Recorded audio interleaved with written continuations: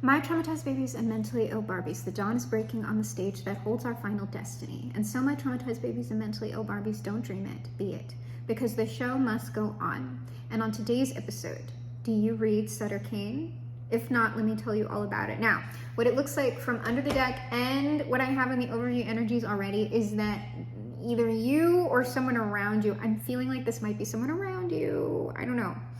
But there's like a major change incoming, and that change is pretty significant, and the process of it might be fairly uncomfortable, okay, fairly drastic. I don't know what part like the viewer is playing in it yet, the collective, because at the moment I'm feeling like this might be an outside energy. It might not be. But ultimately, even if this change might feel uncomfortable or disruptive, okay, it is ultimately gonna benefit you in a big way. Like, it's gonna be something at the outcome you're gonna be happy with.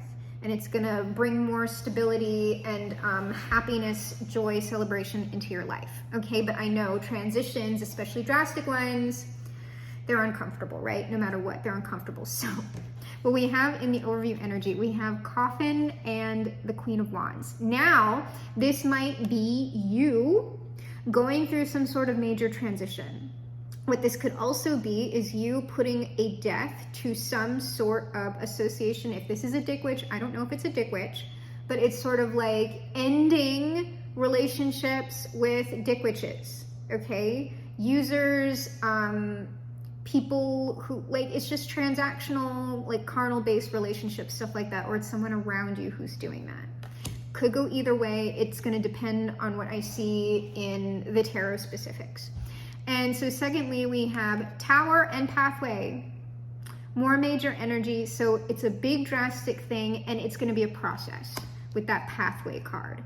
But ultimately what we're ending with is Adjudication and the Three of Cups. It's going to bring more balance into your life, way more stability. This is probably a really good decision no matter what it is. And we're ending with happiness, celebration, joy. Probably better relationships, better friendships, better social circle, better life, more happiness. So let's go ahead. I've got our first round of tarot out but not flipped up.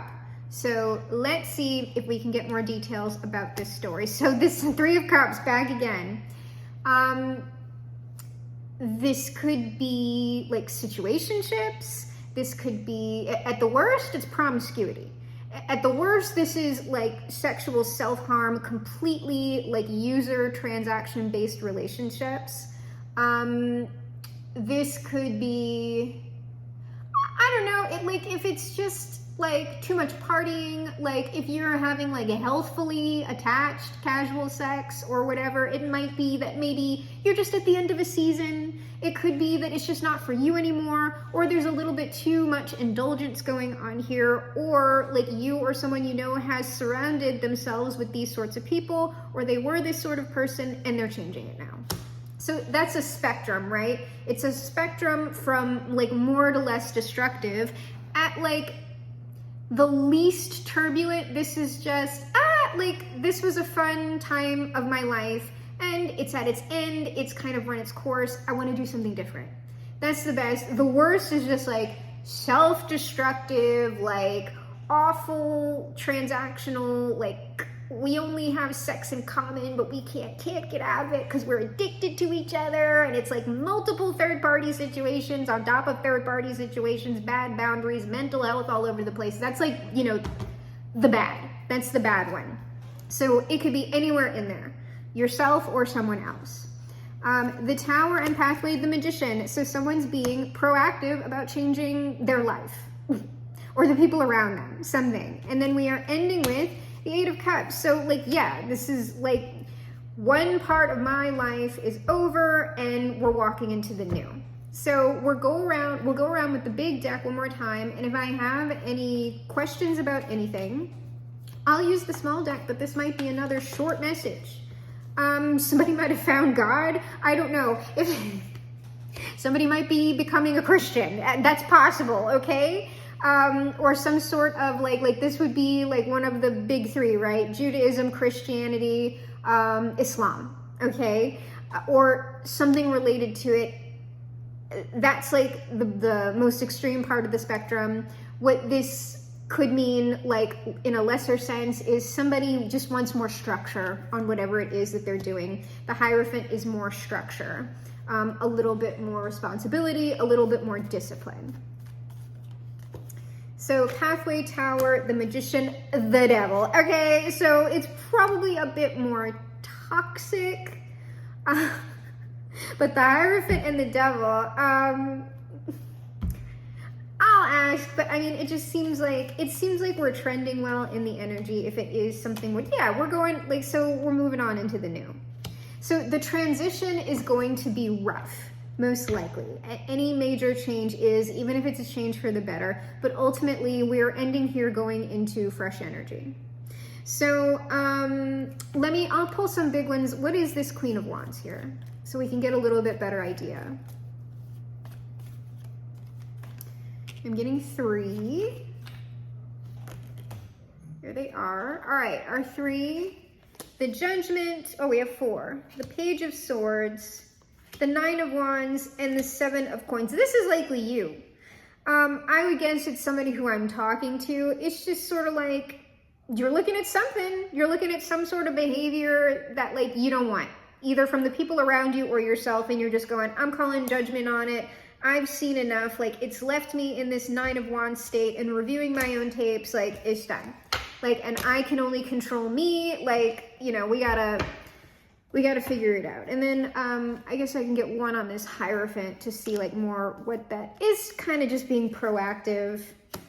It's proactive, like, you're inspired.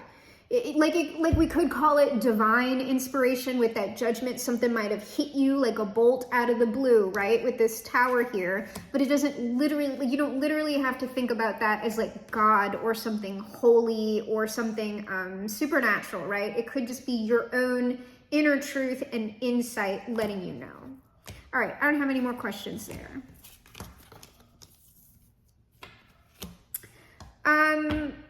So they're saying I don't have to look at what this Tower is. We got everything out about that. I don't need to look at what that Magician is because it's y'all being proactive. What is this Devil?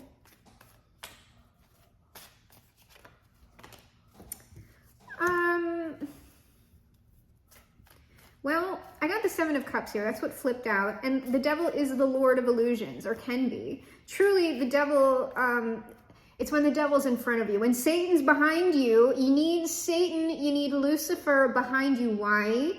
So Lucifer can shine the light of Christ before you. You want Satan behind you so that the light shines ahead on the path. If you have Satan in front of you, you're blinded. Okay, that's what the 7 of Cups is.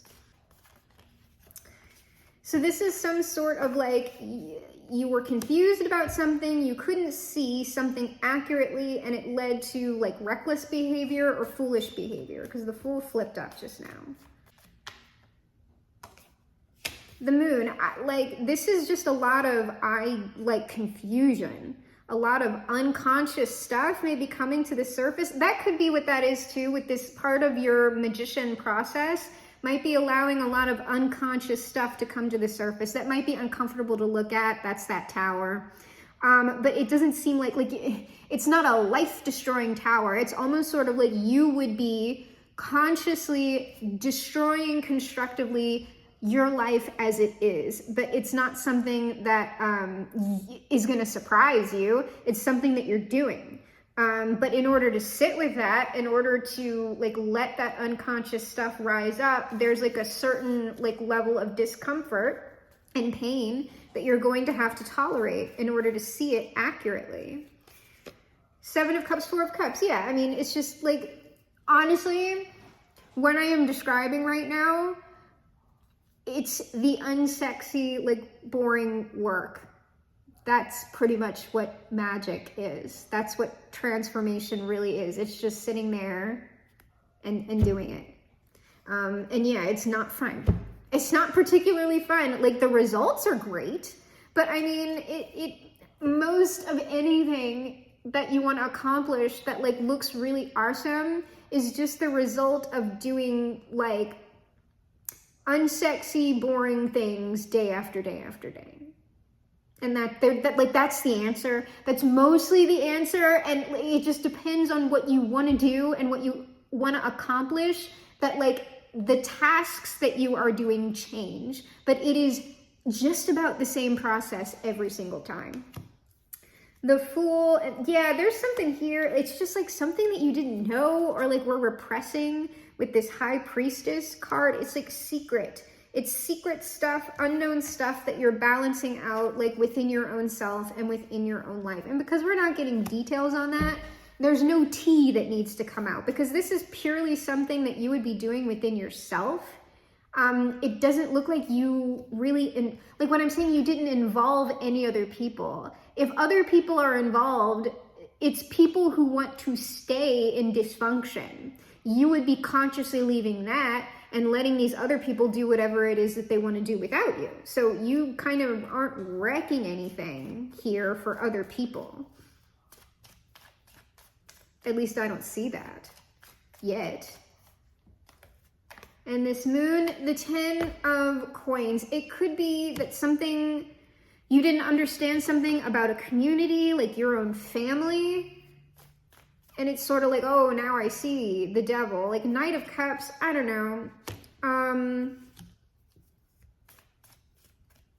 That could be truth being presented, but that feels kind of wrong.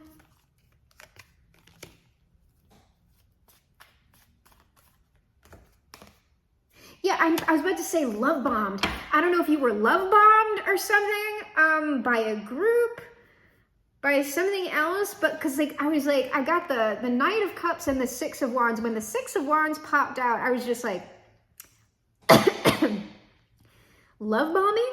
Is that what this is? If I get a negative card for the third card, this is some kind of like love bombing. Five of Coins. There was something that you couldn't see about a particular group, about a particular friend circle, family, something that it's sort of like now you see. And whatever it was, this 10 of Coins was really the 5 of Coins, but they made it look really good up front. You know, it happens to pretty much everybody, at least once or twice before we get frosty on it and can figure and sort it all out. And so, like, I don't know, it just seems like you're doing that. And so we're just going to go right into the final advice outcome, because I don't have any questions. It seems like you're good. And so this is just sort of like a confirmation reading, I guess, that, yeah, you made the right decision. You're on the right track. If it's uncomfortable and boring and just like day to day, you're doing it right, okay? That's how it goes. Especially if you were in any sort of situation where it was like high, low, this, now that, now this drama, now that drama, every day is insane. Like, that's not it. Like, every so often you can do something spontaneous and fun, sure, but like if you were just on some sort of roller coaster, like, yeah, the process of like changing your life into one that is like where you're moving into actual like contentment, happiness, and fulfillment at the outset, there's usually resistance to it, because what people are thinking is like, oh, so you want me to be like fucking boring? Oh, so you want me to be some sort of fucking loser? And it's just like, no, but also like, yes, if like that over there is what you think is a good time, okay? Like, you're actually gonna have like a lot more fun over here. But it's sort of like the difference, it's like a child, it's like when you were like 10, right? There were certain things that you found very, very exciting and awesome. If you are now 30, you might now look back on some of those things with like fondness and nostalgia, but pretty much all of the things that held your interest and attention at 10 aren't going to be the things that hold your interest and attention at 35. Okay? And you know, unless you're sort of having the experience of introducing like your own child to certain things that you loved as a kid, it's sort of like you're gonna let that stuff go. And I would have some questions if people were finding a lot of the same things at 10, okay? That's not what like the maturity process is. So some of this is just like, there's been a lot of like maturation and people growing up in the energy lately. Like that's been a trend, which is great. And it's not that you can't have fun anymore, or you're not going to have a different sort of fun, but it's sort of like people grow away from stuff. They just do. And especially if you want to create like certain complex things in your life that do involve other people, it's like, yeah, you got to let some of that go. And no, it's not boring. It's a difference in taste, and sometimes a maturation in taste. That's all. And that's not to say that you can't, like, if you grow away from something, you can grow back towards it eventually, but some things we just do grow out of. We age out of, and it's fine.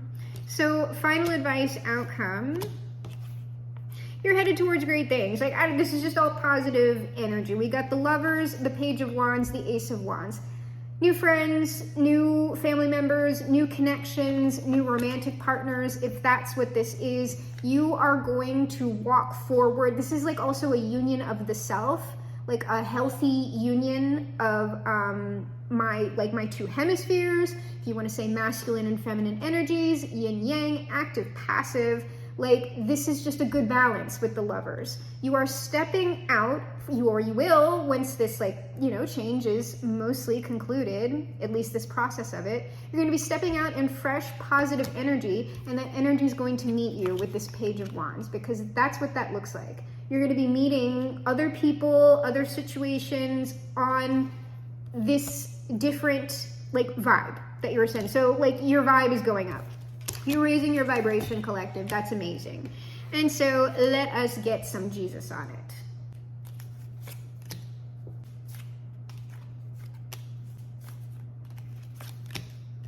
All right, Jesus says, when the Spirit of truth comes, he will guide you into all the truth. That was that judgment. That's that bolt out of the blue. It's if you're completely atheist or you're agnostic, it's just realization. I see the truth. If you are spiritual or religious, this is God, you might have gotten convicted. You might have had a conviction from the Holy Spirit. You might have had a visitation. You might have had a prophetic dream, something. But the Spirit of truth came. And once you see, you can't unsee. And so that's a move of the Spirit. Your life then pretty much has to change. There's almost no choice in the matter. Unless you somehow go into deep denial, but it's almost impossible to do that. Jesus also says, rejoice because your names are written in heaven. Your name is writ on the book of life, collective. And so, it's done in the energy. Whatever you are looking to do with yourself, it is done in the energy. You just have to follow the path that has been laid out before you, day to day for the most part. That's it. Jesus also says, I will not leave you as orphans, I will come to you. That's whatever manifestations for you are waiting down at the end of that path. All right? So now, let us officially close out, as we mostly always do, with the words of the highest authority. That highest authority, of course, being Bob, our Father who art in heaven. We close with the word of Bob that is good all the time.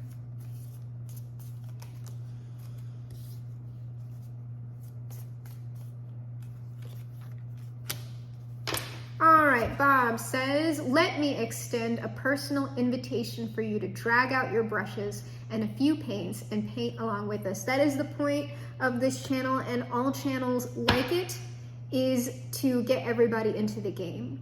To let everybody know and understand that your life isn't just your life. If you want something different, you can have it.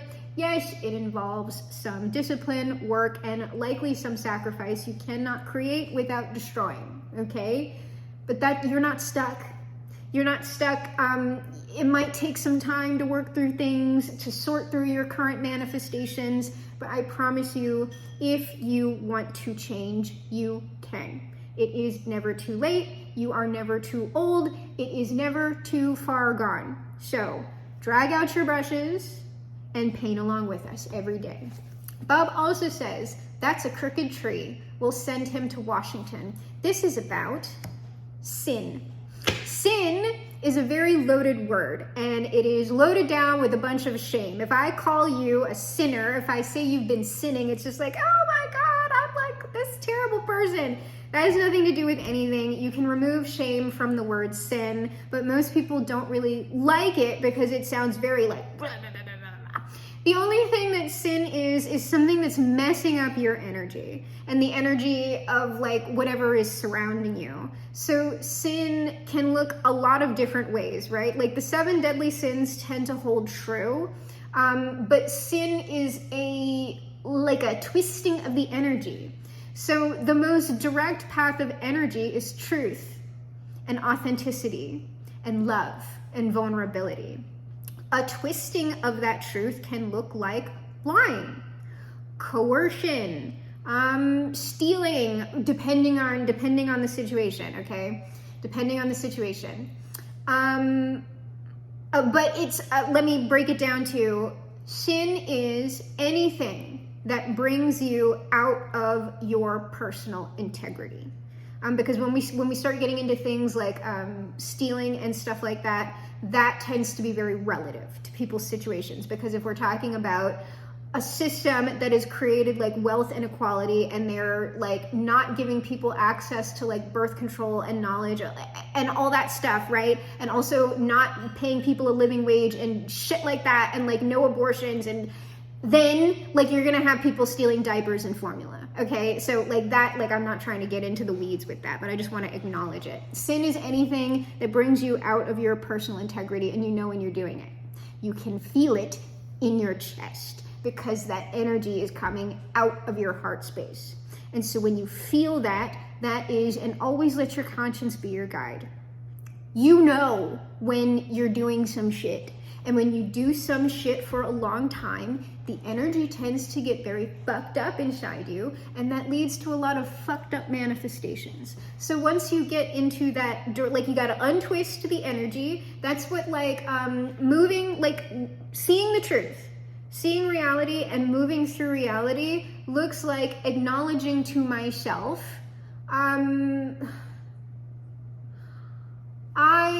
what's out of my integrity?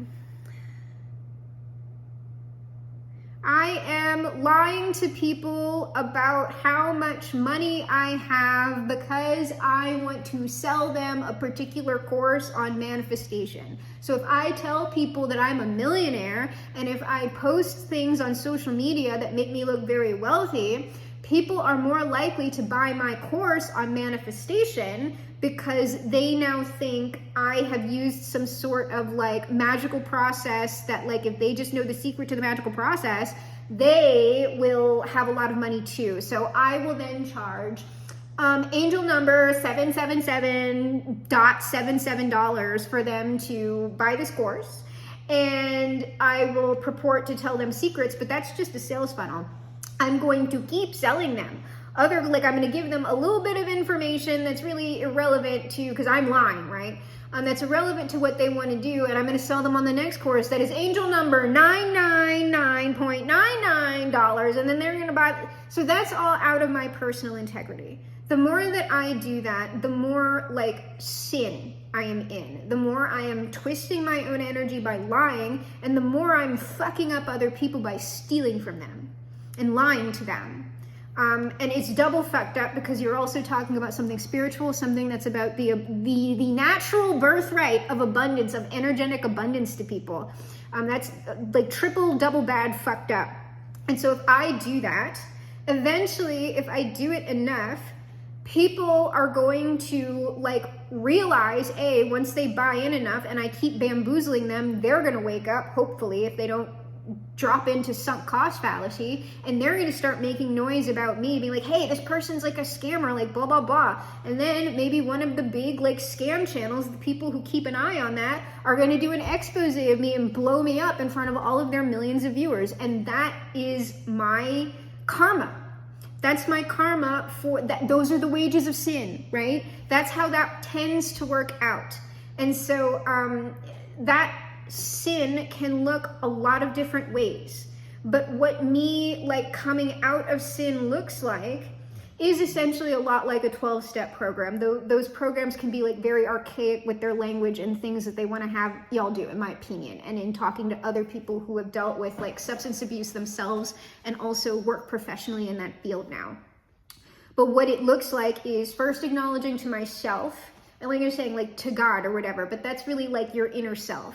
I have been doing this. This is what I have been doing that is outside of my integrity. I acknowledge it and I'm sorry. And that's usually going to involve like the grief process, right? With yourself.